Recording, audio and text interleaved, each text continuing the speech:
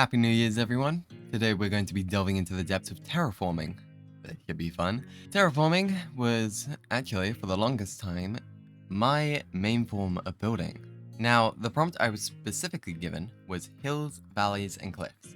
So I won't be doing any caves, trees, or anything organic today. Okay, so you might have picked up on this trend from the last couple tutorials, but in case this is your first one, we need to do some prep work before placing any blocks. Normally, with everything else, I've been asking you how do you want it to look in terms of the themes. But this time, I'm going to ask something different. What is going there? Or in other words, why are you terraforming this area? Do you want a more natural looking area for your build? Do you want to build an artificial biome for your building? Are you building a backdrop? Are you creating a landscape for the world that can be expanded upon?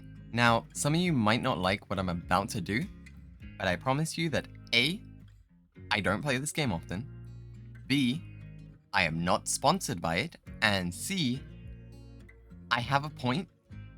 Just bear with me, okay?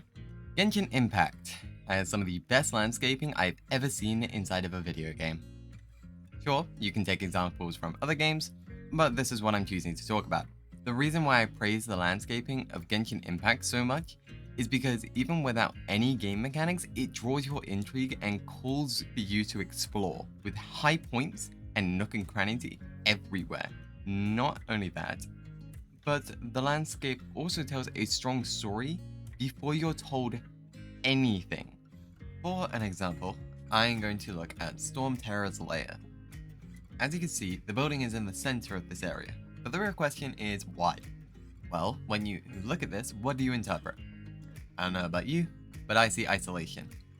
And not only just because of where it's located, but it's completely surrounded by cliffs and mountains. Only a single entrance into the location, but that's still not all. The building is also elevated on an island, in the center with broken bridges spreading out, only adding to the isolation while changing the base ground so that it isn't flat. The other thing about Storm Terror's lair is that it slopes down into the center as if it had sunken into the ground, giving off a similar vibe to Atlantis, giving more to the ruin feel, even without how the building looks. Okay, back to Minecraft. Thanks for bearing with me if you're still here. Now you know how much your surrounding area can affect the rest of your builds. I'm sure by this point, you all want to grab your block palettes and start building. But hold up, we all know what I'm about to say, so let's spell it out together. We need to do the S-H-A-P-E, shape. Woo! I'm going to fully admit, this is where this tutorial gets difficult. Every other tutorial was on easy mode, but now it's time for you to do something that you might not believe that you can actually do.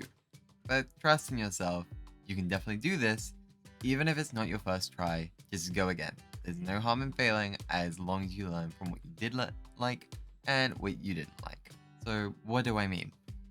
Well, if I asked you to make a natural looking wall, you'd get confused. Look at real world equivalents, or realize under the context of this video, and then become even more confused. What I just described to you is the exact feeling that I and many others have faced the first time we ever encountered organics. Yeah, I lied earlier, but I meant organic plants and creatures earlier. First, we'll do hills, and then we'll finish off with cliffs. So for hills, we're going to use a technique I call shelling. All that means is that it's going to be hollow. In order to do shelling, we first lay out a ground plan, just how it connects to the ground, and then we break over in order to get the crest of our hill. And once we've completed the shell, now it's time to fill it in, which is also where the complications come from. See, despite how long I've done this, it is very rare that I get this correct the first time round. Remember that when filling in the shell, you want to spread out the hill coming down to look natural. Not like a pyramid or a cone, but just like a little bulge. Now to the cliffs. You have three types of cliffs. I call them top hangs, low hangs, and indents.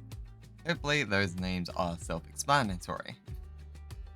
When you begin your planning for a cliff, decide where you're putting the top of the cliff, okay? Then, when it comes to deciding the cliff face, you can actually just place points. Where it begins at the top, where it begins at the bottom, and a point in the middle also. That way, you can see the direction of the cliff, and you don't have a line that's telling you you must build it like this, because you're building it naturally.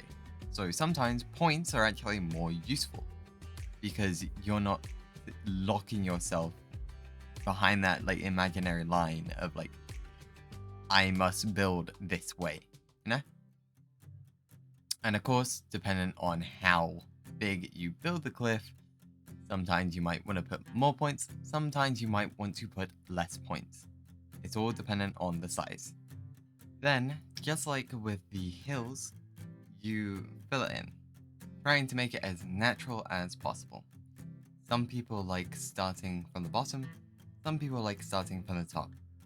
And if you begin from the center, don't talk to me. Well, that's the basics to this.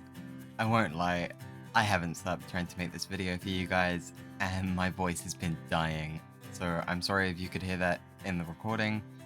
Anyways, I hope you guys enjoyed the New Year's, and I will catch you guys in another time.